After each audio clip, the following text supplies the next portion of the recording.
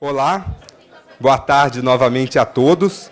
Antes de voltarmos com a nossa programação, gostaríamos de avisar que foi encontrada uma carteira de documentos e dinheiro no final do auditório. Então, por favor, o dono, procurar a nossa equipe de comunicação social que está aqui na lateral do palco. Retomando a quarta edição do Fórum Nacional de Auditoria, vamos começar agora uma mesa de debates. Essa mesa de debate será composta será composta por secretários de controle externo e também representantes da área. Lembramos que esse debate é aberto para perguntas. Essas perguntas devem ser feitas por escrito e basta solicitar o cartãozinho à nossa equipe de comunicação social que se encontra nas laterais do auditório. Para compor essa mesa, convidamos ao palco o gerente de avaliação de políticas públicas do Instituto Rui Barbosa, Nelson Ney Granato.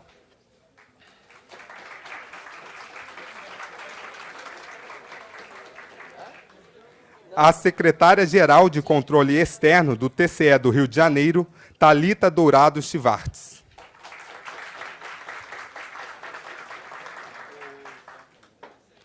O assessor especial da Secretaria-Geral de Controle Externo do TCM do Rio de Janeiro, Jairo Rimes.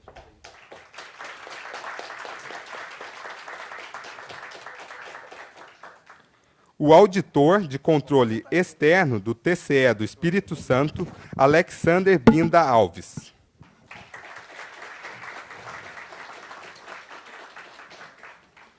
O auditor de controle externo do TCM de São Paulo, João Henrique Florense.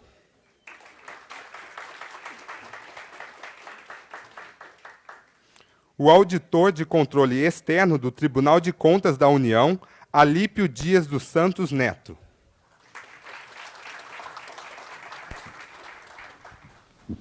Nelson vai conduzir essa mesa, fique à vontade.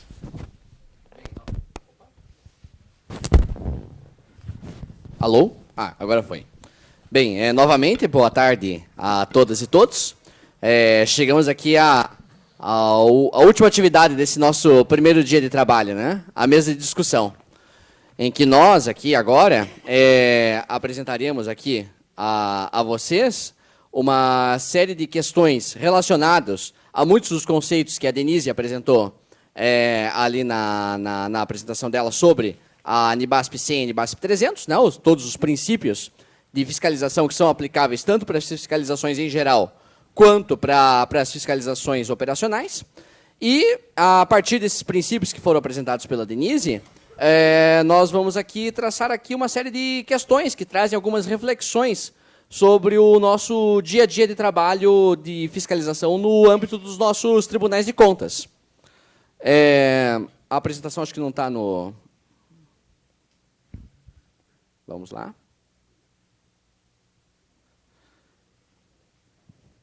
Será que daqui vai?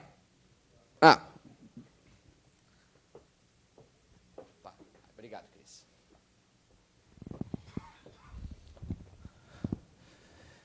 Bem, aqui, na verdade, nem vou me estender aqui sobre esses primeiros slides, até porque a gente já está com o tempo um tanto avançado, e o mais importante é o debate. Mas aqui, esses slides vão estar disponíveis para vocês. O que eles trazem, né? Naquele slide anterior, traz ali a estrutura das normas brasileiras de auditoria do setor público, os 3 níveis, né? E como todas as normas estão interligadas. Nesse slide, nós temos aqui um resumo dos princípios de fiscalização que estão expostos lá na NIBASP 100, né? Que vão falar lá do marco referencial, dos elementos de auditoria, e princípios que devem ser seguidos na fase de planejamento, na fase de execução e na fase de relatório e monitoramento. No slide seguinte... Daí também temos um resuminho, na verdade, de toda a norma que a Denise apresentou, né? Aqueles princípios gerais, né, que vão ali da ética, controle de qualidade, independência, chegando ali até a questão da documentação, materialidade e comunicação. Todos os princípios, esses princípios que são princípios gerais e que devem ser seguidos ao longo de todo o trabalho de fiscalização, né? Se naqueles princípios anteriores ali nós temos princípios específicos para cada uma das fases da fiscalização, ali nós temos princípios gerais que devem ser seguidos tanto no planejamento, quanto na execução, quanto no relatório. E lembrando, né, do porquê nós falamos de auditoria financeira, operacional e de conformidade, né? E isso é justamente para fiscalizar se a entidade está atingindo ou não seus objetivos operacionais, de conformidade e informacionais. Pode passar? Feito isso, eu vou precisar ler no meu celular, porque eu não enxergo daqui. Ah, tá. Obrigado. Lançando aqui já as perguntas aqui à mesa, né? Começando com uma fase crucial do nosso trabalho, que é a fase de planejamento das nossas fiscalizações e definição do tipo de auditoria que nós faremos, né? Daí, né, a pergunta que nós lançamos à mesa aqui, né, no planejamento geral das fiscalizações, os tribunais de contas têm sob a sua jurisdição um universo de atos administrativos para fiscalizar, né? Do ponto de vista das entidades públicas, os tribunais de contas podem fiscalizar 3 grandes grupos de objetivos: objetivos financeiros, objetivos operacionais e ou objetivos de conformidade, né? Como nós falamos lá das auditorias combinadas, não necessariamente a gente tem que fiscalizar um único tipo de objetivo. Nós podemos combinar objetivos que iremos fiscalizar. Deste modo, né, pergunta-se, pela experiência do seu Tribunal de Contas, há algum processo formal para se escolher ou priorizar um ou outro tipo de auditoria? Né? Como funciona esse processo? Né? Daí também uma pergunta aqui para apimentar um pouquinho o debate. Né? Também, na sua opinião, pessoal, esses 3 tipos de auditoria eles se complementam ou há uma hierarquia de importância entre esses 3 tipos de auditoria? E, por fim, daí assim uma reflexão geral aqui para os nossos trabalhos no âmbito de Tribunal de Contas. Na análise das prestações de contas do Poder Executivo, são analisados esses três objetivos? Ou apenas um deles? Quais objetivos são analisados? E quais objetivos são analisados e de que forma eles são analisados? Passo a palavra à mesa de discussão. Daí só... sim. Vamos aqui primeiro Florêncio aqui da direita para a esquerda. Daí só se apresenta e o Tribunal de Contas. Sim. Então, boa tarde. Sou João Florencio, do TCM de São Paulo. Eu estou aqui representando o subsecretário de Fiscalização e Controle, o Lívio, né, lá do TCM. E começar do meu lado aqui é meio inglório, porque lendo as perguntas aqui, eu estou tentando saber onde que a gente acerta, né? Porque tem uma série de questões. Mas isso é importante, Florencio, assim, olha, que isso desde o primeiro fórum, né? Sim. O objetivo dessas perguntas, realmente, que daí, assim, qual que era... Quando a gente estava montando esse evento, né? A gente pensava assim, mas como a gente vai conduzir essa mesa de discussão? A gente podia partir para o floreio aqui, dizer, todos os tribunais de contas seguem as normas, tudo funciona, eu vou mostrar as minhas boas práticas aqui para todo mundo, né? E daí passa-se a falsa impressão de que está tudo mil maravilhas no âmbito dos tribunais de contas, quando não é isso. Na verdade, ainda a gente tem muito realmente, nós fizemos muita coisa, temos muitos bons exemplos, boas práticas em todos os tribunais de contas, mas temos muito ainda a evoluir, né? E acho que é importante a gente ter essa humildade de admitir, né, de que precisamos muito evoluir, e aqui essas perguntas servem justamente para a gente começar a refletir sobre alguns aspectos em que, via de regra, todos os tribunais de contas têm muitas fragilidades ainda. Não, né? Então, dúvida, que se eu ficasse por último, eu falava, beleza, isso não estou no caminho, mas... Mas então, na verdade, correndo para essas perguntas, essas questões, eu fiz até uma pergunta na palestra da Denise, né, sobre as auditorias combinadas. Eu não sei dizer se a gente faz auditorias combinadas ou misturadas, assim, né, porque agora que a gente está buscando, estamos no processo de transição para no nosso manual de auditoria, na verdade, o nosso manual de fiscalização, nós estamos procurando transformar no manual de auditoria, estamos querendo adaptar, né, as auditorias que a gente vinha fazendo nos últimos... Bom, desde que eu estou no tribunal, faz 13 anos, a gente está bem devagar num processo de adaptação, tendo como referência as NBASP, tem uma conjuntura, né, de os conselheiros concordando com várias mudanças, várias modernizações. Então, a gente está no processo de transição, mas dentro dessa transição... a maneira como a gente funciona hoje, né, a formalidade que a gente tem para selecionar as auditorias, todos os anos a gente faz o nosso PAF, o Plano Anual de Fiscalização, e a gente tem uma característica de ter um grande órgão jurisdicionado dividido em várias secretarias, né, mas o produto nobre lá do TCM de São Paulo são as contas da prefeitura, né, e todas, depois da administração indireta, bem como da Câmara Municipal. E de certa forma, as nossas auditorias se desdobram em função dessas contas, né? Então, de certa forma, indo para a última pergunta, né, que é o momento que a gente está numa transição, sobre se esses 3 objetivos, como é que eles entram na análise da prestação de contas. Até o ano passado, esse grande produto, o relatório anual do prefeito, a gente tinha uma tradição de juntar na análise das contas propriamente dita vários apontamentos, a gente trazia vários relatórios de algumas funções de governo que a gente analisava ao longo do ano, que geralmente tinha alguma característica de auditoria operacional bem superficial, né? A gente, de certa forma, você apresentava o relatório das contas, com toda a parte financeira, contábil, e trazia aquela análise das funções que aconteceram no ano anterior, que ilustrava o que aconteceu na gestão, né? A gente chegou a lançar alguns sumários executivos desse relatório nos últimos anos, só que acho que os próprios conselheiros, a gente se dava conta, né, que você apresenta vários problemas acontecendo, mas as contas são aprovadas, porque na parte financeira eles não têm aquele problema com a LRF, né?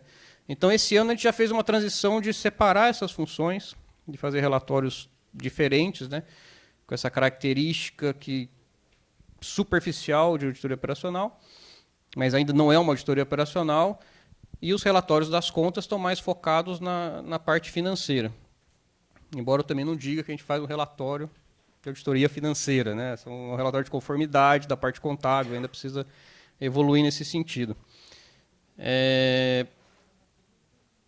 Sobre se os 3 tipos de auditoria se complementam, né, eu entendo que sim, naturalmente, né?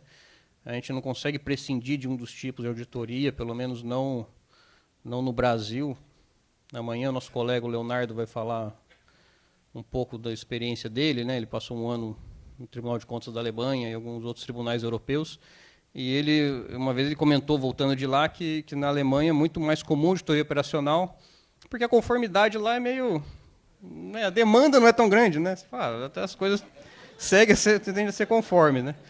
Por enquanto, para a gente faz sentido a gente ter esse complemento entre as 3 auditorias. No nosso caso especial do TCM de São Paulo, eu acredito que a auditoria operacional, apesar de eles serem complementares e equivalentes, eu acredito que a gente tem uma vocação natural ainda não explorada em auditoria operacional, pelo fato de ter um grande auditado, pela relação que a gente acaba construindo de conseguir entrar muito mais fundo nos órgãos, que eu imagino que os tribunais que lidam com contas de várias prefeituras e o Estado talvez não tenha a mesma facilidade, né? Eu acredito que agora que a gente vai começar a fazer auditoria, estamos começando com a auditoria operacional seguindo o modelo adequado, a gente acabou de aprovar uma resolução interna, com muito esforço do Léo, né, que vai falar amanhã, que ficou muito boa a resolução dentro do nosso processo interno, e a gente agora vai começar a realizar essas auditorias. Eu acredito que a auditoria operacional, no nosso caso, talvez para o TCM Rio, talvez para o TCDF, que tem essa característica semelhante de ter um grande órgão onde você pode mergulhar a fundo, né, talvez seja uma vocação, né, que possa ser explorada, possa até gerar conhecimento científico, até, né? Às vezes pode gerar informação não só na relação entre o tribunal e o auditado, mas até para efeito acadêmico no futuro, né? O tribunal pode criar informações. Mas a gente está começando essa era agora, né? Espero que renda frutos no futuro não muito distante. Aí. Certo? Acho que eu cobri essas questões. Obrigado, Florencio. Não, e realmente, assim, essa questão a possibilidade que tem, né, um TCM São Paulo, TCM Rio, TCDF, né, TCE Bahia, que também tem um único jurisdicionado, o Estado da Bahia, TCE Goiás. Tem realmente uma possibilidade que outros tribunais de contas não têm, né, de conseguir realmente mergulhar a fundo em problemas, né, do seu ente auditado, E realmente é uma vocação que eu acho que ainda a gente está começando a ver a importância de a gente começar a explorar, né? Não, acho que isso acho que não, em outras falas vai surgir de volta, né? Sem dúvida. Sim, agora. Sim. Boa tarde, pessoal. Meu nome é Jairo, sou assessor especial do secretário-geral do Tribunal de Contas do município do Rio de Janeiro, que não está aqui porque ele está de férias, a subsecretária também tinha um compromisso, não podia. Mas, em todo caso, a gente trabalha lá no controle externo, na parte de revisão de auditoria, de controle de qualidade. E o que o Florencio falou aqui, bem parecido ao que acontece no tribunal, é quase a mesma coisa. Nós temos apenas um jurisdicionado que é o tribunal, que é o município do Rio, suas entidades, seus órgãos, suas empresas, e a Câmara Municipal. Em relação aqui à primeira pergunta, deixa eu dar uma olhada, por favor. Como se escolhe, como se prioriza o tipo de auditoria? No tribunal, as IGEs, que são que é equivalente aos CSEX, do TCU, para ficar o entendimento do mundo entendo, elas têm a liberdade de escolher, elas não encaminham um PAF, que é feito, escolhendo quais as jurisdicionadas, quais os órgãos que vão verificar, e eventualmente colocando, nos últimos anos, colocando muito o tema. Eu vou na Conlurb ver o aterro sanitário, não sei aonde, operacional, no caso. Esse tipo já se coloca um objeto meio que resumo do objeto em cada auditoria. E isso é encaminhado ao secretário-geral, que faz uma reunião com os inspetores e vai acertando, tirando, coloca essa para cá, acerta essa aqui, o que você vai fazer aqui, etc. e tal. Porque tem um fato, não sei qual é a realidade dos outros tribunais, mas o nosso tribunal tem, recentemente, nos últimos 5, 6 anos, 7 anos, tem ocorrido muita demanda do Ministério Público, da Câmara, e dos próprios conselheiros em fazer inspeções pontuais, que lá são chamadas auditorias pontuais, inspeções extraordinárias, eu quero ver o contrato 10 de 2018 da Conlurb. Aí você já diz as questões e vai lá. O Ministério Público pede que se faça uma auditoria num determinado setor do contrato da SME, ou o vereador pede uma auditoria num hospital. Então, o Fábio, no ano passado e esse ano, a gente está deixando margem de tempo e de espaço para ter gente e tempo para fazer esse tipo de demanda. Esse ano já foram umas 5 ou 6, nós estamos em início de julho, já foram 5 ou 6 assim.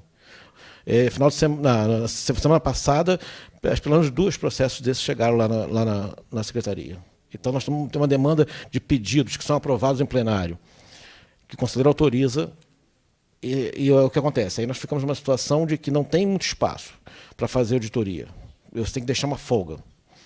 E, assim, são mais ou menos 2 ou 3 operacionais por ano e as de conformidade, mais ou menos 2, 3 por mês, cada IGE. Uns meses tem mais, outros meses não.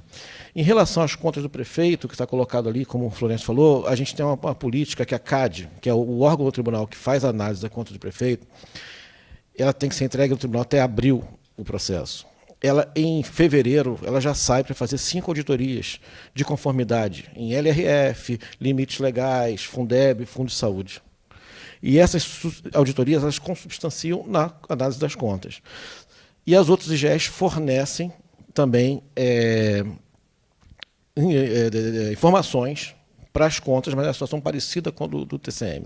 Jairo, daí só para na verdade, confirmar. Então, na verdade, a fiscalização operacional de conformidade produz informações que vão para a prestação de contas. Sim, né? Principalmente conformidade. Operacional, esse ano, o conselheiro relator, estou até adiantando um troço que vai sair ainda para ser votado, o conselheiro relator, o conselheiro Antônio Carlos, ele solicitou que fizesse uma análise do PPA, que é algo que foi uma questão que foi feita no controle externo, na CAD, com as inspetorias, a questão do cumprimento das metas de PPA. Não foi auditoria, nem tem a ver aqui com o nosso tema, só para te mostrar como que as demandas surgem. Então, surgiu uma demanda de pegar o PPA todo, que está em vigor, comparar as metas, o que foi alcançado, o que foi visto aonde? Nas auditorias, seja de conformidade, mas basicamente operacional, mas não se vê tudo, então ficam algumas lacunas. Agora, falando um pouco da minha opinião pessoal, eu acho que o futuro é o que está escrito. Eu não gosto muito do termo combinado. Combinado dá a impressão que você vai lá combinar com o gestor, que eu vou ver isso aqui, vou ver aquilo ali. Eu prefiro usar o termo de combinando elementos de conformidade e de operacional. Acho que o tribunal vai ter que fazer isso, porque por exemplo, vou citar um caso que acontece muito. Eu nunca fiz auditoria, nunca fui no hospital público fazer auditoria. Isso é uma inspetoria 4GE que faz, nunca trabalhei lá. Mas converso muito com o inspetor lá, o Leandro.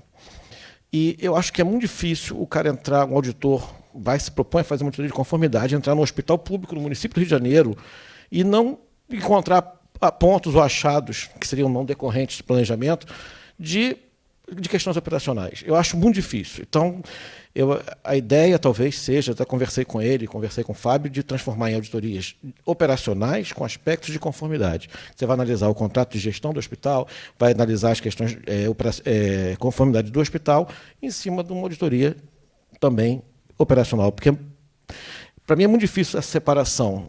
Eu acho que elas são muito ligadas. Aquilo que está escrito no final aqui, né? Se há hierarquia, não acho que há hierarquia, acho que são todas muito intercaladas e eu acho que o caminho é por aí, essa é a minha opinião pessoal. Está mais, vamos dizer assim, para essa separação, né? Operacional, conformidade e financeira está mais para a norma, sim, para um modelo teórico, né? Para nós conseguirmos realmente ter ali conceitos específicos para cada uma desses 3 tipos específicos, né? Quando chega mas na hora é realmente um emaranhado, é um todo complexo. O operacional talvez se destaque, né? Porque realmente, né, como funciona a entidade, como funciona o programa, e aparecem alguns aspectos de conformidade. Eu acho que é muito difícil. Você pode, talvez assim, um órgão que não tenha a saúde, por exemplo, que o problema da saúde é vidas, são vidas humanas. É difícil você chegar lá e você não pensar no aspecto operacional, vendo o hospital com as macas no meio, ou sem ar-condicionado, com vários problemas. Você chama atenção. É diferente de você ir numa auditoria, digamos, deixa eu pensar, numa 7 Rio, que trata de trânsito, de multa, que você pode ter problemas operacionais, mas você pode até, vou fazer um ano que vem aqui em cima disso. Mas na saúde, por exemplo, em alguns outros casos, eu acho muito difícil. Essa é só a minha opinião. Acho que falta alguma coisa, Nelson? Não. Já abordei tudo, né? Não é área aqui, né? Então, você vai passar... Isso. Thalita, acho que tem um microfone aqui, né? Tem sim. Boa tarde a todos. Essas perguntas também eu até consigo ler, só que está um pouco longe isso.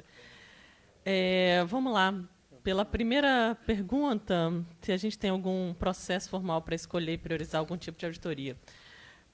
Eu gostaria de falar que nós, como o colega do TCM de São Paulo colocou, gostaria de dizer que nós não precisamos fazer conformidade porque a operacional faria mais sentido, mas essa não é a nossa realidade. Mas antes de colocar só a responsabilidade no objeto que a gente audita, no gestor, também eu acho que vale a pena a gente olhar para a nossa formação. Nós temos muitos auditores ainda que nunca fizeram uma auditoria operacional, essa é uma realidade. E a auditoria operacional também demanda um pouco mais de tempo para ser executada, para ser planejada e um conhecimento maior do objeto. Então, desde 2008, o Tribunal de Contas do Estado do Rio de Janeiro ele tem buscado fazer pelo menos uma auditoria operacional ao ano. E isso parece assim, ser um grande ganho, mas, na verdade, a cada PAG, nosso planejamento anual de auditoria, nós temos 300, 400, 500 auditorias de conformidade para uma auditoria operacional. Então, nós fazemos, sim, não escolhemos o nosso objeto pelo tipo de auditoria, pela modalidade de auditoria, se ela vai ser financeira, operacional e conformidade, mas sim pelo órgão, se nós vamos trabalhar na gestão ou não. Principalmente a auditoria financeira, que é muito recente. Nós só temos até agora o primeiro trabalho, foi realizado no ano passado, que foi um trabalho muito bem elaborado na conta única do Estado. Nós estamos começando agora, então nós temos tentado incentivar as equipes a se qualificarem para fazer auditoria financeiras, auditorias operacionais, porque a conformidade é a nossa praxe. Todos os auditores, eles têm muito conhecimento nessa área, dominam a técnica, e a operacional é uma novidade ainda. A financeira, então, mais novidade ainda. Então, nós buscamos, sim, os objetos para crescer, para aprimorar essas técnicas de auditoria operacional, financeira, com treinamentos, mas a regra geral ainda é a auditoria de conformidade, nós temos buscado evoluir nesse campo. Se elas se complementam, ou, na verdade, ou se é uma hierarquia, eu não acredito que não haja uma hierarquia, cada uma tem a sua importância, uma fortalece a outra. Posso colocar como exemplo uma auditoria financeira realizada no num órgão, ele dá subsídios para a gente ter uma maior confiabilidade ao fazer uma auditoria operacional e de conformidade. Então, acredito que elas sejam complementares, sim. E se nós utilizamos a prestação de contas do Poder Executivo, sim, nós utilizamos, eu acredito, na mesma linha do trabalho dos demais tribunais de contas, porque todas as auditorias elas são consideradas pelas equipes que analisam a prestação de contas dos municípios e do Estado, não necessariamente dando dando ensejo a uma reprovação ou aprovação, mas sim considerando aqueles atos de gestão e todos os achados de auditoria e todas aquelas questões elas são utilizadas no relatório. Mas sim, nós temos essa... E nos últimos anos também essa interlocução dos setores de auditoria com o setor de contas ele tem sido ampliado e fortalecido. Isso.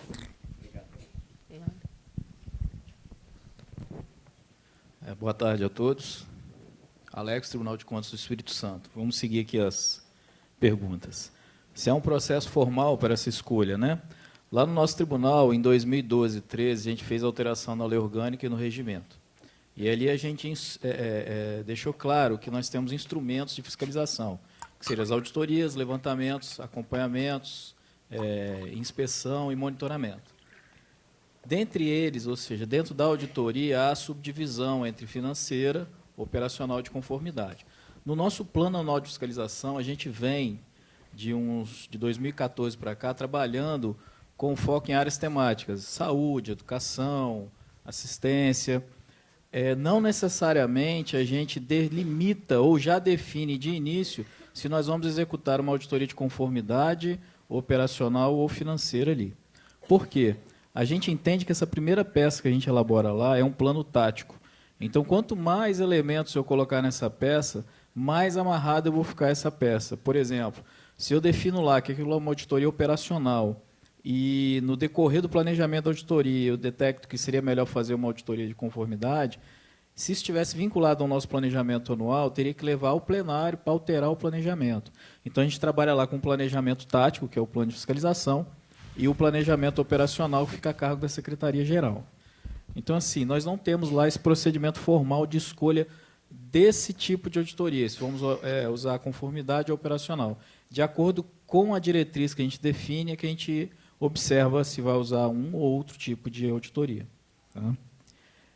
Sobre a questão se há hierarquia ou se elas se complementam, eu entendo que elas são autônomas. E, em dados momentos, eu consigo me utilizar de elementos de um ou de outro, que a gente chama de mista lá. Nós temos casos em que, por exemplo, ciclo do medicamento que a gente foi verificar, a gente começou com foco meio que de conformidade e meio de operacional, de modo que a conclusão dela foi a elaboração de planos de trabalho. Não só de ciclo do medicamento, como uma série de outras auditorias nossas, que elas começaram sem ter essa denominação, esse rótulo de operacional, mas elas acabaram utilizando desses instrumentos da auditoria operacional, que culmina na elaboração de um plano de trabalho. Na prestação de contas, desde o ano passado, começou a ser feito o ensaio de auditoria financeira somente nas contas do governador. Nas contas de prefeitura, já há 2 anos a gente planeja de começar a usar a auditoria financeira, está planejado para esse ano também. Então, assim, na do governador começou a ser utilizado no passado, na dos municípios ainda não se usa, planejado para este ano. Fora das prestações de contas, o tribunal já vem realizando auditorias financeiras com BID, como vários tribunais aqui realizam, desde 2013 o nosso. Tá? Eu acho que é isso daí o foco nosso lá.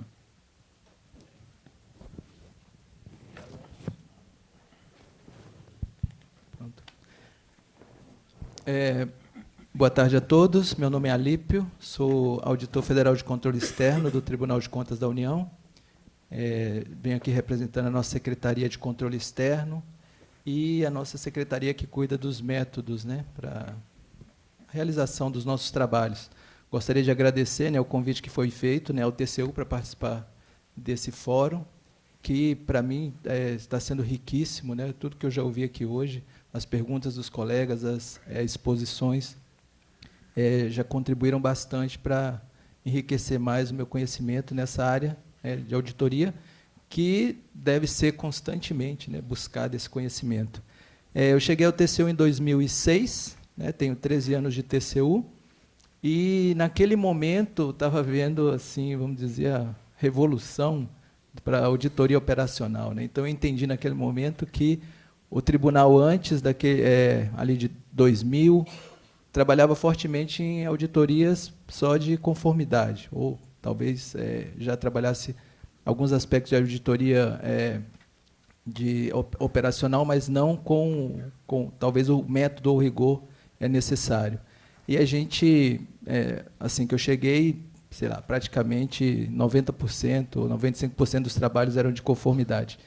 Isso veio evoluindo, né? Em 2000, hoje, né, não se fala mais, né, nessa se dividir ou ter algum tipo de desconfiança dos auditores. Todos transitam bem em auditorias de conformidade e auditorias operacionais, apesar de toda essa necessidade de buscar sempre os padrões. E agora a gente passa por um terceiro momento, que é a inclusão aí da auditoria financeira, né, que veio até de uma avaliação feita, né, dos órgãos de controle, SAI-PMF, em que o tribunal se viu naquele momento, vamos dizer assim, mal avaliado nesse aspecto. Então, nós temos tentado, né, evoluir em relação à auditoria financeira para conseguir abarcar esse tripé aí dos objetivos, né, que as auditorias devem chegar. Foi feito o esforço de capacitação dos nossos auditores, inclusive com pós-graduação, né, lato sensu, para que eles pudessem conseguir desempenhar suas atividades em auditoria financeira da forma como deve ser feita. E hoje nós temos já algumas iniciativas, principalmente nas contas de governo, de avaliação, né, do balanço geral da União, e, mais recentemente, um projeto para se auditar algumas das nossas entidades, né, jurisdicionadas. Então, agora está sendo feito já o planejamento de auditoria no Fundo Nacional de Desenvolvimento da Educação, no FNDE, com a perspectiva dessa auditoria já entrar nas contas do FNDE do período. Então, essa auditoria ela está em fase de planejamento nesse momento. Em relação às contas em geral das entidades, ela sempre foi dividida nos seguintes aspectos, né? Um aspecto orçamentário, né, que o auditor deveria fazer uma análise ali sobre a execução orçamentária, uma análise dos controles internos, né, da entidade, né, de como está a auditoria interna ou daquele órgão ou entidade, e uma análise dos processos aí de licitação, contratação. Então, isso que a gente não pode dizer aí que seriam aspectos que estão ligados mais à auditorias operacionais e de conformidade. Mas é o primeiro passo que a gente está tendo de se fazer uma auditoria prévia para já influenciar nas contas. O que sempre foi essa divisão, né, dentro dos relatórios para avaliar esses aspectos. E essa auditoria, inicialmente, ela não é feita pelo TCU, ela é feita pelo controle interno, né, pela CGU, como uma das funções dela lá de auxiliar o controle externo. Então, o relatório da CGU é um dos elementos para a análise das contas, e depois os auditores eles vão se debruçar e aprofundar mais sobre o que a CGU trouxe. Então, as contas, em geral, das unidades, elas têm esses aspectos, né? Mas há uma perspectiva de se evoluir, né, para que sejam feitas outras auditorias pelo próprio TCU que contribua, como vai ser feita agora essa auditoria financeira. Em termos de hierarquia, nós não podemos dizer, né, que existe hierarquia entre elas, cada uma vai cumprir a sua função. Apesar dos nossos auditores financeiros estarem tão empolgados que eles dizem que a gente não pode fazer nada antes de fazer auditoria financeira em tudo. E depois assim, a continuidade. Cada um puxa para o seu peixe, né? Exatamente.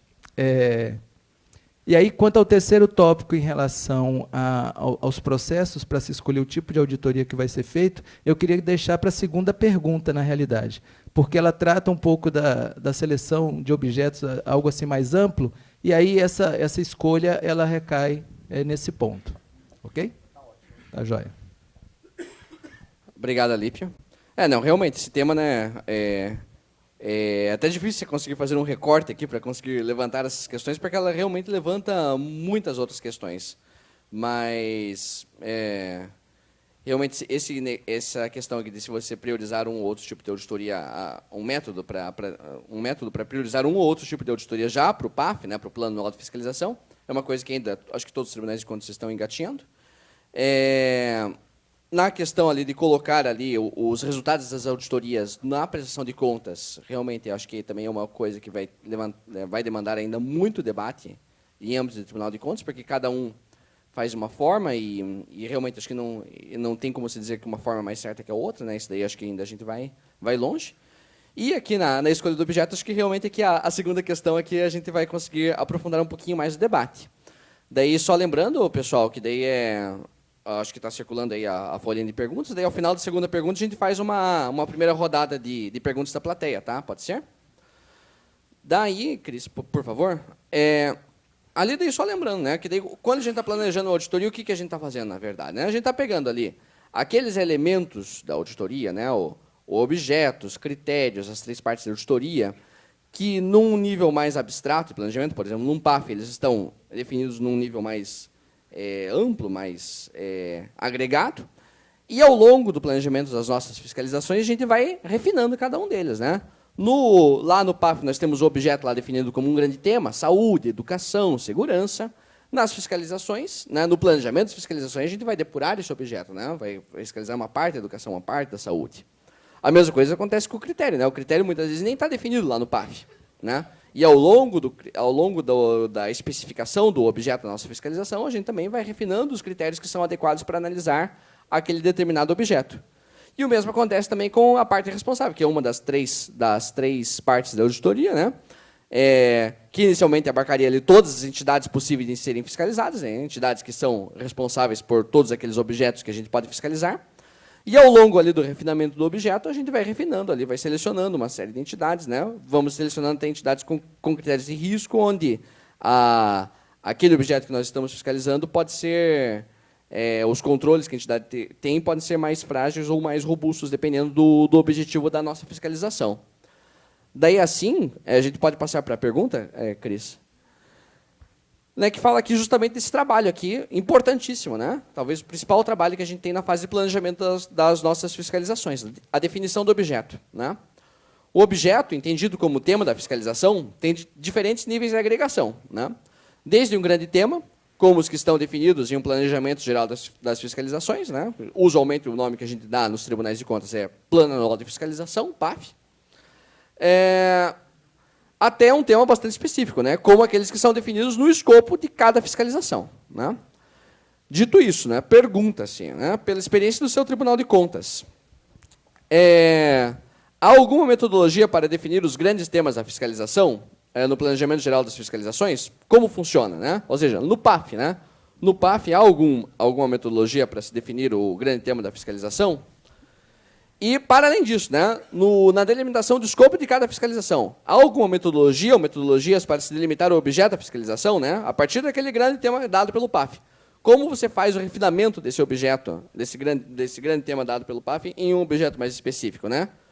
E se há alguma metodologia, como ela funciona, né? E, né, por fim, delimitado o objeto, que critérios são utilizados para selecionar as entidades que serão fiscalizadas? Eu passo a pergunta aqui primeiramente ao Florencio e vamos fazendo uma segunda rodada. Alô? Tá. Começando por mim de novo. Quiser eu começo para dar continuidade, né, ao outro raciocínio. Se você quiser que eu comece agora, eu já dou continuidade ao... É bom, complementa, fica melhor.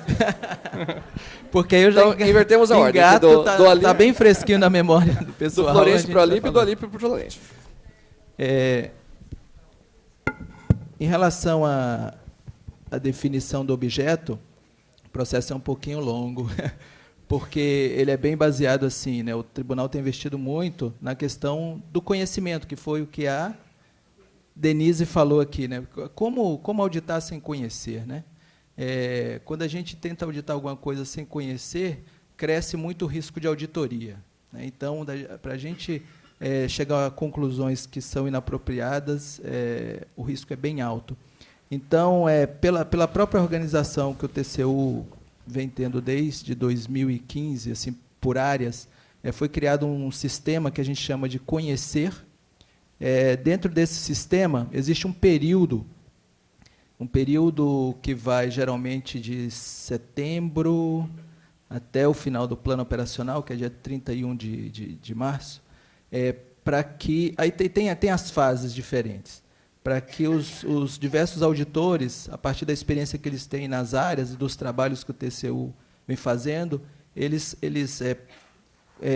lançam nesse sistema, no nível mais macro, o que a gente chama de situação-problema. Então, são os grandes problemas que a gente tem que enfrentar nas diversas áreas que são exigidas, né, a nossa fiscalização, que aí são todas. Então, qualquer área que a gente imaginar, pode ser feito isso. Então, esse lançamento ele é feito por qualquer auditor, a partir de uma série de requisitos. E aí, o que ele tem que colocar? Ele tem que colocar qual é a situação-problema, uma situação mais macro, e não basta colocar a situação. Então, ele vai dizer quais são as fontes de informação, aqui a função de governo ela está relacionada, quais são os indicadores que tem atualmente, né, relacionados a essa situação-problema. Nas fontes de informação, podem ser trabalhos já feitos pelo próprio TCU, são os principais, para a gente já ter aí um V0, né, de análise daquele problema. Alguma notícia que saiu na mídia, alguma reportagem, algum artigo. Então, tudo que está relacionado àquela situação que está sendo discutido pela sociedade, ela vem para o sistema para fundamentar essa situação-problema. Então, tem indicadores, né, e se está relacionado com o ODS, o Objetivo de Desenvolvimento Sustentável. A partir disso, entra um outro conjunto de servidores que são gestores daquela área. Então, esses gestores eles são responsáveis por avaliar cada uma daquelas situações do problema, ou agrupá-las, né, deixar algo mais enxuto, e, a partir daí, cria-se uma priorização. Quanto mais avaliadores nós tivermos da situação-problema, melhor para a gente chegar ao entendimento de que aquilo deve ser fruto de alguma ação de controle. Definidas essas prioridades, aí verifica-se quais são as ações governamentais que têm uma relação com aquela situação-problema. E essas ações governamentais, né, que podem ser os programas, o próprio órgão, né, para verificar algum aspecto de como ele está conduzindo a política, ele entra no radar, não só por conta, né, de ter aquela relação, ou por algum tipo de análise prévia que já foi feita pelos auditores em algum outro trabalho. Então, ali a gente tem um conjunto de objetos de controle que vão ser debatidos, né, aí junto com o núcleo estratégico, né, da própria Secretaria de Controle Externo, para se definir o que vai ser auditado. E aí é que vem a definição relacionada com o objetivo daquela auditoria, em se dizer se ela vai ser financeira, se ela vai ser de conformidade ou se ela vai ser uma auditoria operacional. O objeto, vamos dizer assim, que chama o tipo de auditoria. Que chama o tipo de auditoria. E o objetivo que eu tenho. Um exemplo claro disso é, como uma situação-problema, a gente tem, foi colocada, né, e avaliada a questão do financiamento na educação, né, em termos desses recursos estarem sendo bem utilizados para se chegar aos objetivos, né, desejados dentro da função educação. E aí, no conjunto ali de ações, nós temos, por exemplo, uma avaliação como objeto, uma avaliação no Fundeb. Então, o fundo ele seria o objeto de controle. E uma avaliação em relação, principalmente, à materialidade quantitativa e também a materialidade qualitativa, né, que as nossas normas falam, pelo momento que nós estamos vivendo do Fundeb, orientou que deveria ser feita a auditoria agora para tentar, de alguma forma, trazer elementos para que o nosso usuário, que vai ser o legislativo, possa construir o novo normativo em relação ao Fundeb, que deve sair aí, provavelmente no ano que vem, né? Deve ter uma mudança agora na Constituição, por conta do Fundeb, que no próximo ano encerra, e tem todo o normativo que em sequência. Então, essa auditoria ela parte desse princípio de avaliar em relação ao cumprimento dos objetivos do Fundeb e se trazer, né, agregar valor às discussões que estão sendo feitas hoje para influenciar no próximo normativo, para que ele saia um instrumento de financiamento melhor do que o que ele tem sido nesse período de atuação. Então, em linhas gerais, é esse o nosso processo lá de planejamento da ação planejamento do tribunal para um período de 2 anos. Sim. E esse processo no TCU tem uma legislação, uma normativa interna que regulamente ele? Como Sim, que funciona isso? são portarias, né, da nossa área de planejamento, em conjunto com a nossa CGSEX, que diz como é que vai ser naquele período. E além disso, isso influencia também na avaliação do desempenho, né, das diversas unidades, né, que em conjunto vão mostrar o desempenho do tribunal. Então, elas vão estar ligadas às metas que o tribunal deve alcançar naquele período. Não é fácil, não. Nem um pouco. E o desafio se repete agora no TCU e em 33 outros tribunais de contas. Né? Um problema multiplicado por 34. Alex? Por favor.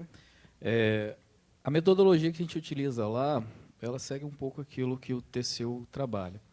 A gente elabora as reuniões por meio da Secretaria-Geral de Controle Externo, em torno de junho, julho e vai até setembro, debatendo com os secretários da área quais os temas que seriam relevantes para se colocar dentro do plano de fiscalização. O que a gente fez de diferencial lá, ou seja, é tentar aplicar um pouco mais de governança colaborativa. E, nesse período, a gente abre um banco de ideias para todo o tribunal opinar e dar sugestão sobre área temática, diretriz, e trazer para a gente também elementos de risco, materialidade ou relevância do porquê a gente trabalhar com aquele tipo de fiscalização. Ao final desse período, a gente elabora o esboço do plano, que é feito pela Secretaria-Geral, e entrega-se ao presidente, que vai levar ao plenário que aprova até o final do ano. Ou seja, nós não temos ainda uma metodologia bem definida, assim, estruturada, para ver quais são os temas. Ela surge meio como no Tribunal de Contas da União, por meio de debates, e as ideias vão aparecendo, a gente vai construindo o plano em cima disso daí.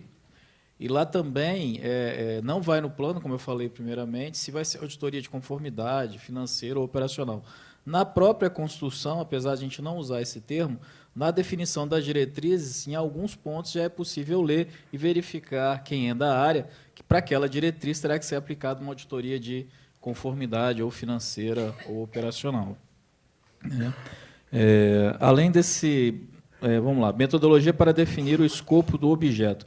Essa metodologia para definição do escopo, ela não é estruturada, ela depende de cada caso, depende de cada fiscalização lá dentro do tribunal, e é debatida junto com o secretário de sala.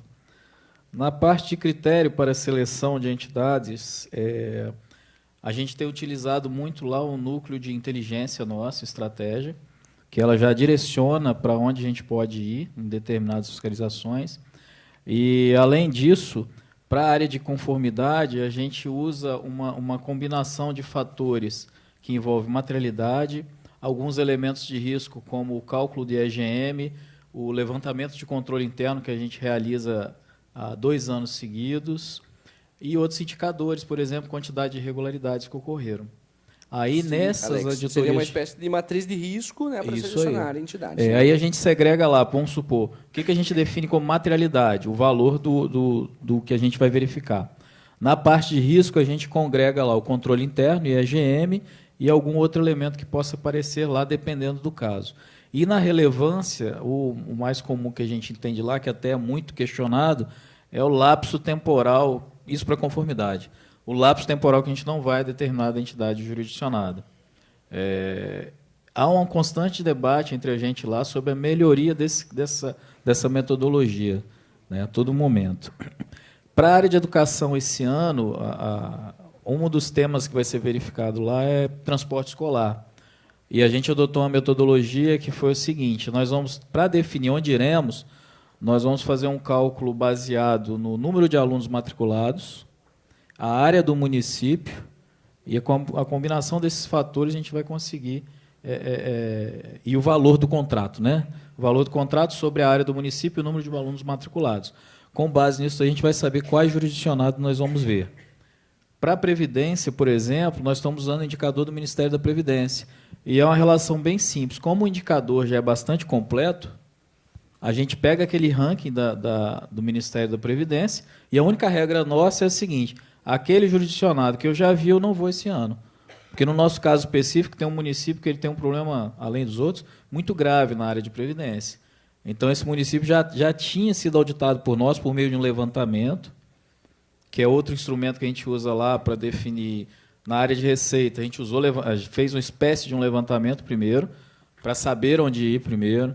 Na área de previdência foi feito um levantamento nosso também, e depois passamos a adotar um indicador. Então, assim, cada área a gente vai procurando trabalhar de forma segregada. Eu acho que é isso daí. Obrigado, Alex. Não, e só lembrando, né, que também essas matrizes de risco, né, vamos dizer assim, que são utilizadas para selecionar as entidades, por exemplo, quando a gente define o objeto.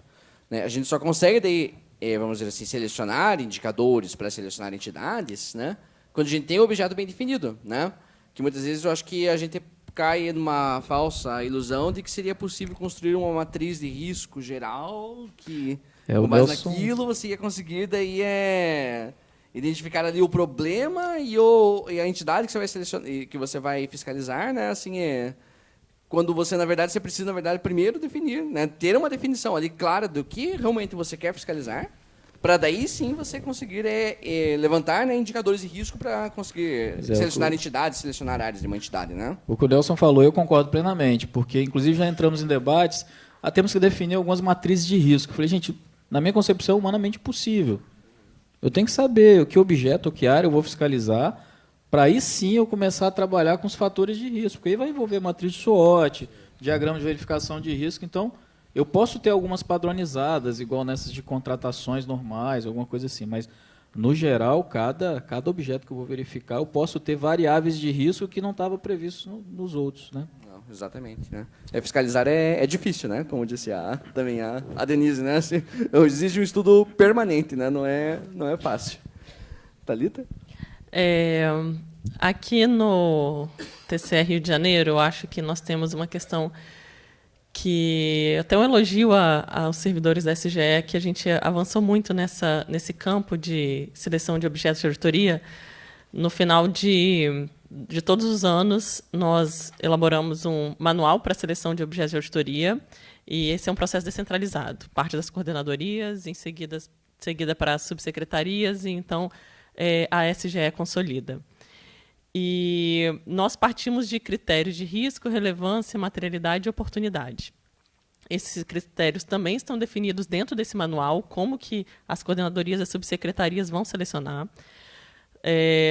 Nós desenvolvemos, talvez algumas pessoas aqui já conheçam, o indicador de risco de irregularidades, que é o IRIS, que já foi apresentado em vários eventos, com seleção dos contratos que possuem maior risco de auditoria, e assim nós podemos ver também quais são os municípios e os órgãos do Estado que possuem o maior risco para serem auditados. Então, utilizando tanto o IRIS quanto outros critérios, e esses critérios são bem definidos nos manuais, as coordenadorias e as subsecretarias elas planejam quais são os jurisdicionados, os municípios e os órgãos estaduais que serão auditados. Então, esse é um processo descentralizado. Obviamente, tem um planejamento estratégico do Tribunal de Contas e que é refletido nos objetivos gerais da Secretaria de Controle Externo. Então, nós temos alguns temas, mas as nossas escolhas de auditoria, em geral, não são baseadas nos temas, mas sim nos objetos que apresentam maior risco. E associando com a última pergunta, que é como é que nós selecionamos as entidades. Na verdade, nós não buscamos quais entidades nós iremos auditar. Nós buscamos quais são os objetos, e as entidades elas são consequências disso.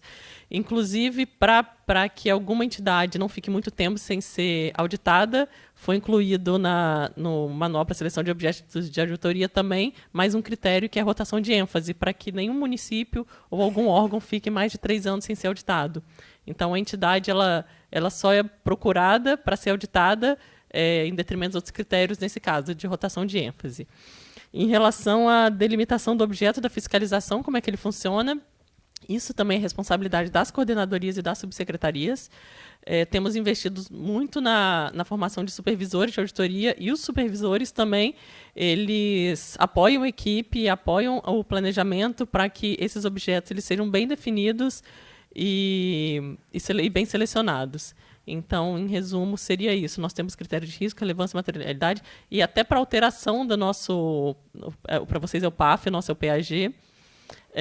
Até para as alterações, sempre existe um modelo, um padrão que as coordenadorias elas têm que preencher toda vez que elas têm alguma proposta de alteração de algum objeto ou de algum jurisdicionado. Então, ele tem que justificar, baseando-se nesses critérios de risco, relevância, materialidade, rotação de ênfase e oportunidade, e passa pelo crivo da SGE e assim assinado pela presidência.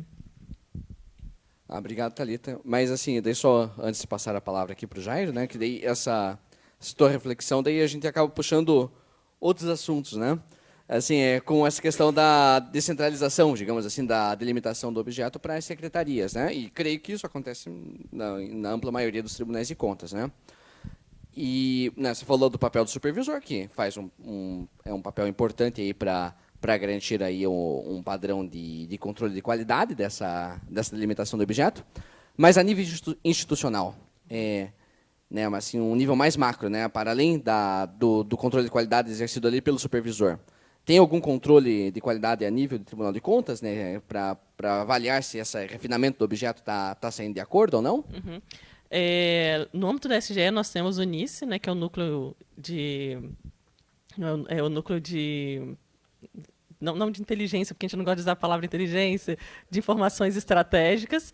E o NICE também é responsável por orientar as coordenadorias e as subsecretarias na constituição desses objetos.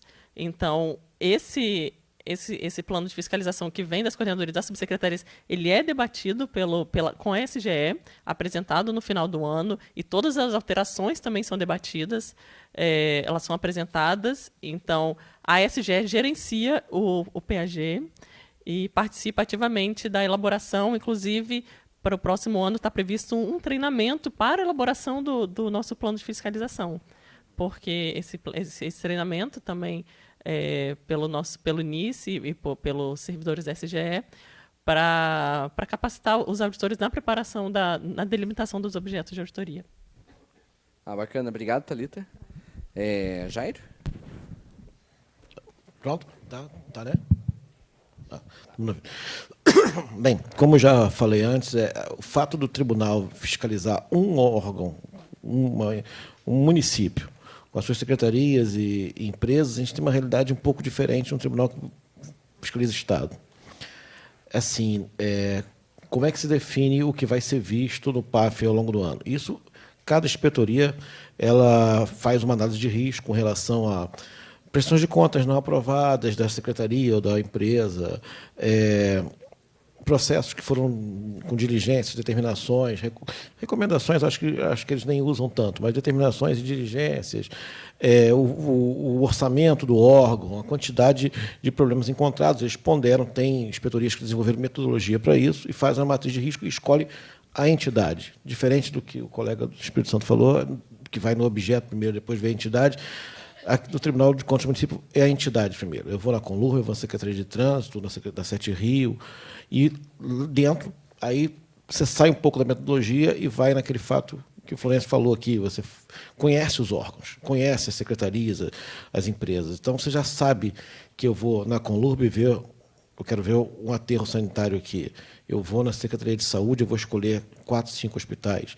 Eu vou nas escolas, vou escolher terceirização.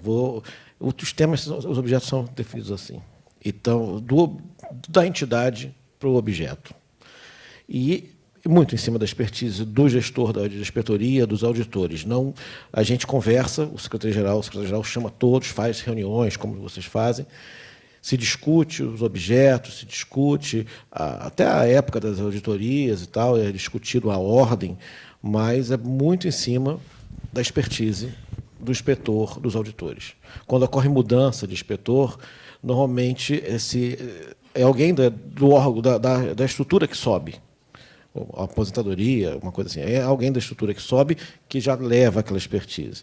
Então, o tribunal é um órgão muito conservador em relação a isso, né, de manter as pessoas naquelas secretarias durante muito tempo. As pessoas ficam 10, 15, 20 anos no mesmo órgão e mantêm esse conhecimento.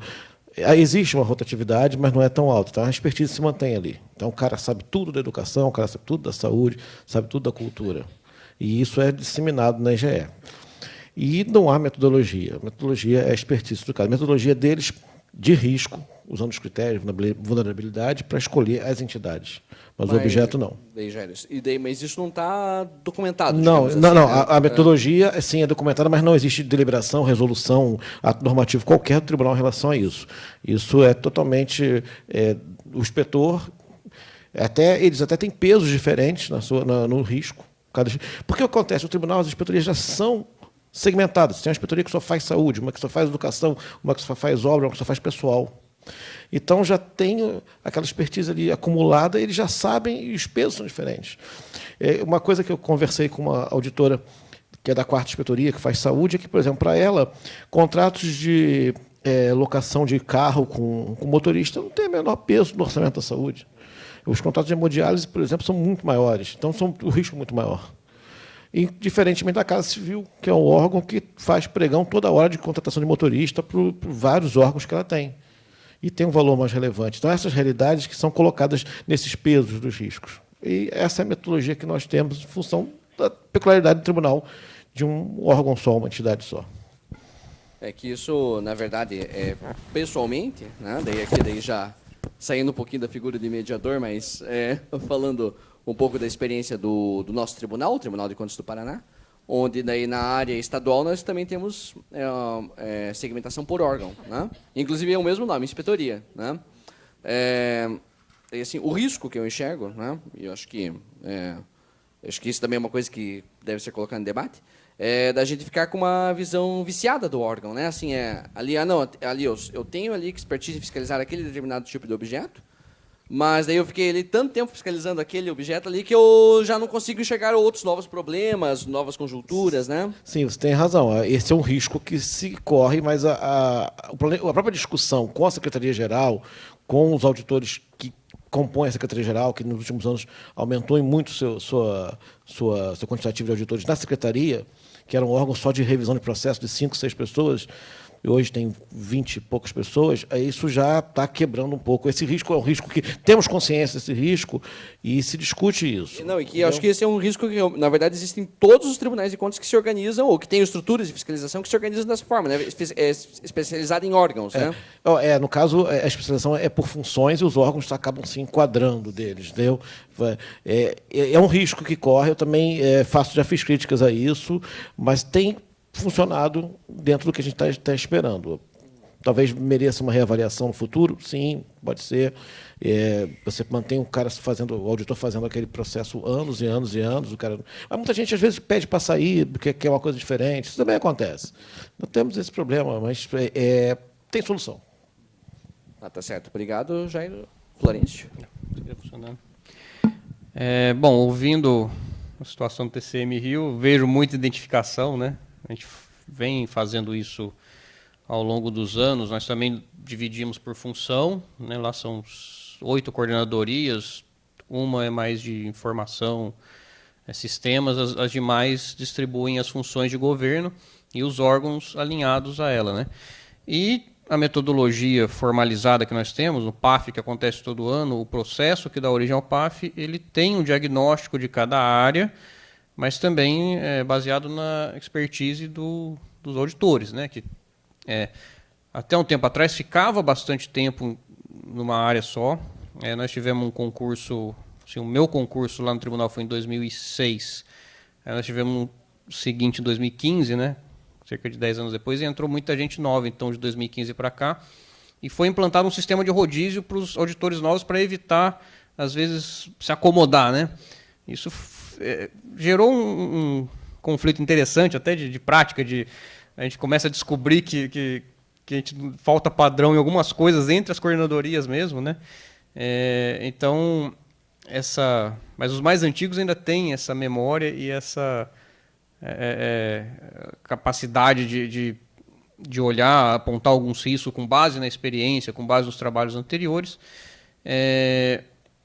Só que esse é um método que a gente está também trabalhando para tentar melhorar, né? Inclusive, o manual do TCE do Rio, depois pode pode ser com útil, certeza, né? A gente compartilha. A gente teve 3 colegas que foram para o TCE de Goiás ano passado, viram uma matriz de seleção que eles têm lá, que é bem interessante. A gente chegou a pensar no embrião, desenvolvemos um embrião de uma matriz dessa lá no TCM em São Paulo, mas ainda não está implementado, né? Hoje, o que a gente avançou desse diagnóstico que as áreas fazem é que, junto com a aprovação do PAF, é aprovada uma lista de temas prioritários a partir das discussões de cada área. Mas é muito feeling, né? Eu costumo falar que é um pouco de arte, né? Se você estiver inspirado, a gente consegue chegar num resultado bom, mas se não tiver, né, falta ciência ali por trás, né? Então a gente precisa evoluir nesse sentido. Assim, que a ciência, na verdade, que está por trás são as normas, né? Justamente. E isso, né? Vamos dizer assim, mas que realmente, assim, mas que não é um processo estanque, assim, vou ler a norma e resolve o negócio. Não, né? Na verdade, assim, é ler, pensar, discutir, tentar aplicar em casos práticos, né? Assim, é um processo bastante longo, assim, não é? Sem dúvida, né? treinar, capacitar. Nesse embrião de matriz de seleção que a gente desenvolveu e que está lá guardado ainda para depois de fazer outras mudanças que a gente está implementando, a gente trazer de volta para tentar implementar essa, você tenta tornar objetivo o máximo de critérios, né? Mas é lógico que alguma subjetividade existe, a experiência dos auditores conta, sem dúvida, né? Mas a partir do momento que você cria um critério... O desafio realmente é você conseguir objetivar percepções subjetivas, né? Justamente. Que é necessário a gente incluir isso, né, nas nossas matrizes de riscos e nos nossos processos de fiscalização, de definição de objetos, mas é um desafio grande, assim, né, que também não dá para ficar só lá na cabeça do auditor, eu acho que aqui é mais importante, eu acho que fiscalizar esse objeto é mais importante que fiscalizar outro, né? Por quê, né? Se começar a tentar colocar algum tipo de medida objetiva nisso, né? E é realmente um processo longo, né? Não, com certeza, é um amadurecimento, né? E nesse sentido a gente também acaba ficando nessa situação que a gente seleciona primeiro a entidade, né? O PAF, de certa forma, você olha para todas, em algum momento, para todos os órgãos de administração indireta, e a administração direta nossa, a prefeitura e câmara, o próprio tribunal, né? Mas então a gente não acaba o objeto decorrendo da seleção da entidade, geralmente. São os mesmos desafios do TCM do Rio e o TCE Paraná na fiscalização estadual e tantos outros tribunais de contas, né? Nesse ponto, Sim. Corresponde bem. Sim. Bem, obrigado, Florencio. Daí, pessoal, recebi uma única pergunta aqui. Tá? Tem mais alguma? Não? Bem, aqui também é quase 6 horas da tarde, acho que a gente encerra aqui com essa pergunta. E traz aqui um tema bastante interessante, negligenciado por nós, vamos revisar isso depois, a questão do controle interno. E foi muito bom aqui o Tribunal de Contas do Estado do Rio de Janeiro trazer o pessoal dos controles internos dos municípios para debater essas questões, porque, afinal, essas normas brasileiras de auditoria do setor público, né, são para toda a auditoria do setor público, né, para os tribunais de contas, controle externo, e também para o controle interno. E aqui o Joel Farias, aqui que é controlador aqui da Câmara Municipal de Armação do Búzios, aqui no interior do estado do Rio, ele pergunta aqui qual a importância do controle interno na visão do controle externo, né? Como o controle interno pode auxiliar o controle externo nas auditorias, né?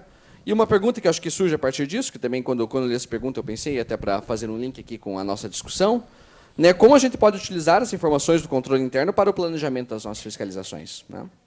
Lanço essa pergunta à mesa, quem quiser responder.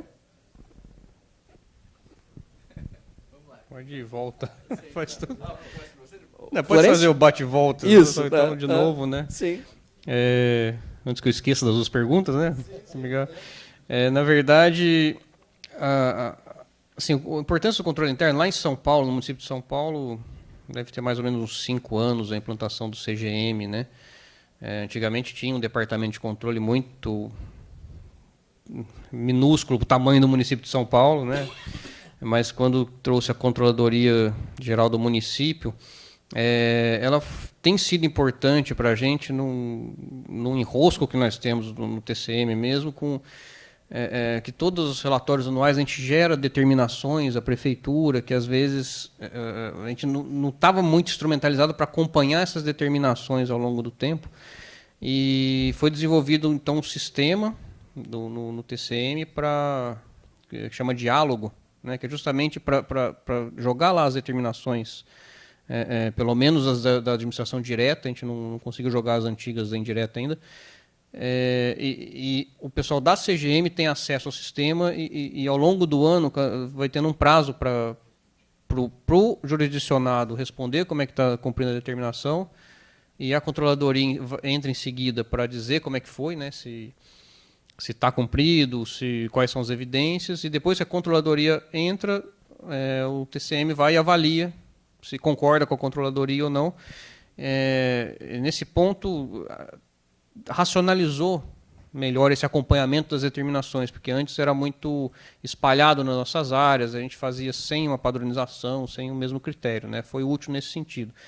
E no planejamento das futuras auditorias, a gente, no começo, o CGM mandava relatório de auditoria que eles fizeram para o tribunal, né? Porque eles mandam constantemente, a gente não tinha um fluxo padrão. Era comum muitos conselheiros pegarem e mandarem, ir atrás, ver lá, eles viram um objeto, vai lá ver também, né? Às vezes ficava uma duplicidade, mas hoje a gente já está padronizando que todo o relatório que vem da CGM para o TCM de São Paulo, conforme a função de governo, vai sendo distribuído para as áreas para subsidiar justamente esse diagnóstico que a gente falou aqui, né? Para poder elaborar o PAF do ano seguinte. Então, assim, eu acho que 5 anos não é tão pouco tempo, mas ainda é relativamente novo o relacionamento que a gente está tendo com a CGM, mas tem dado bons frutos até agora, só que a gente precisa estreitar mais isso aí. E reforçando também os casos singulares, né, de São Paulo, Rio, né, e também o TCU, né, que você tem o relacionamento direto ali do tribunal com a controladoria do seu ente auditado, né, ali, né, o TCM com a CGM de São Paulo, o mesmo acontece no Rio, né, e o TCU com a CGU. Sim, às vezes você tenta trocar experiência até de controle mesmo, né? Sim. Isso acaba vira uma parceria, na verdade. Não, realmente. Obrigado. A situação do TCM é parecida. A diferença é que a Controladoria do Município está desde a década de 90, se não me engano, 93, que é a Controladoria Geral do Município.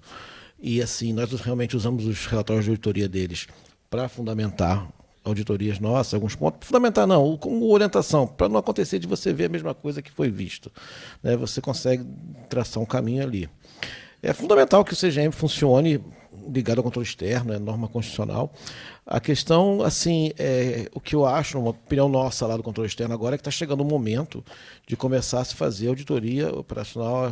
Está falando com a Thalita, aqui no TCE já fizeram isso, dos controles. Vamos auditar os controles da CGM. Porque a CGM, como órgão executor de despesa, ela não é nada. Ela tem um contrato de ticket, talvez.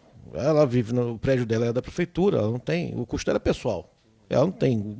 Auditar o que lá, assim, em termos de despesa? Só se for pessoal.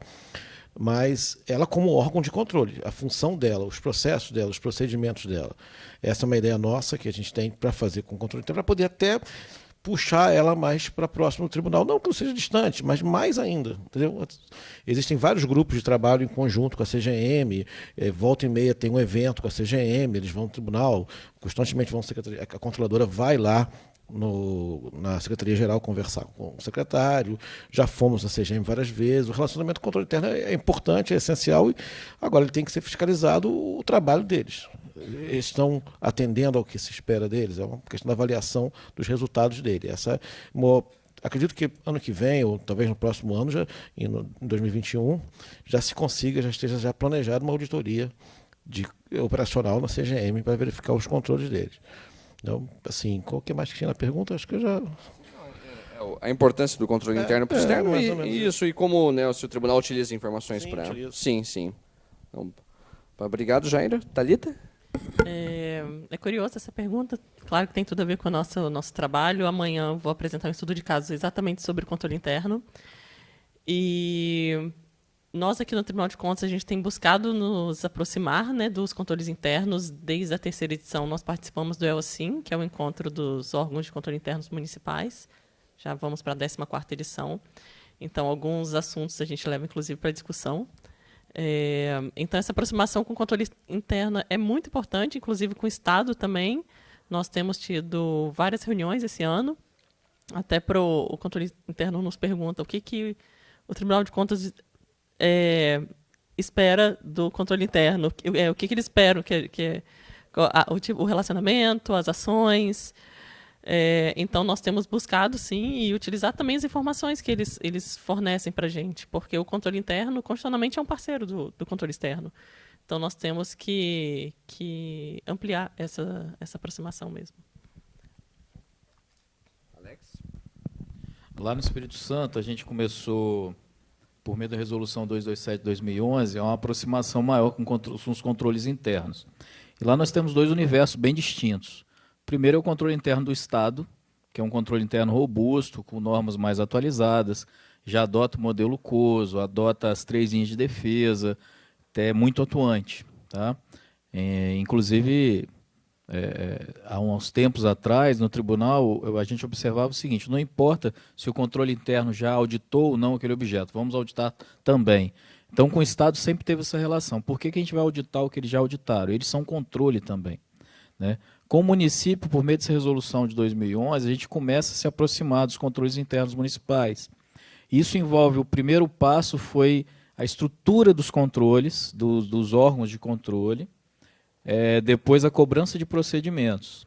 Feito isso, a gente começa a realizar alguns levantamentos, 2, sobre os controles internos municipais. E ele tem basicamente 4 vertentes. A primeira, se existem sistemas de controle operando, se existe a unidade de controle, se existem as normas e procedimentos, né? Se eles fazem avaliação de risco e se realiza auditoria. Com base nisso aí, a gente começou a atuar já na parte de orientação. A Escola de Contas, inclusive assim, a matéria que eu ministro a aula lá, a gente começou a trabalhar a auditoria com eles, para eles aprenderem a fazer auditoria, porque havia uma confusão muito grande, tem controle interno lá que tinha que dar parecer em tudo quanto é processo. A gente falava, isso aqui não é, vocês não estão exercendo controle. E, inclusive, era previsto em legislação local. A gente falava, pede para mudar a lei, porque isso não é controle. No segundo passo, agora, nós estamos trabalhando com uma avaliação de risco para eles, uma coisa bem... eles começarem a montar algum risco para eles auditarem aos municípios. Então, essa parceria é de fundamental importância, porque quanto mais forte e sólido o controle interno, melhor para toda a sociedade, melhor para o controle externo também. Obrigado, Alex. Alípio? Bem, sem dúvida o controle interno ele é indispensável, né, ao nosso trabalho. Naquele processo de... Desculpe. Naquele processo nosso de planejamento, né, do TCU, naquelas fontes de informação, uma das fontes que nós vamos buscar são os relatórios que, no caso a CGU, ela produz, né, sobre os diversos programas que ela tem, ou órgãos, né, que ela tem que controlar, né, fazer o trabalho dela de controle externo.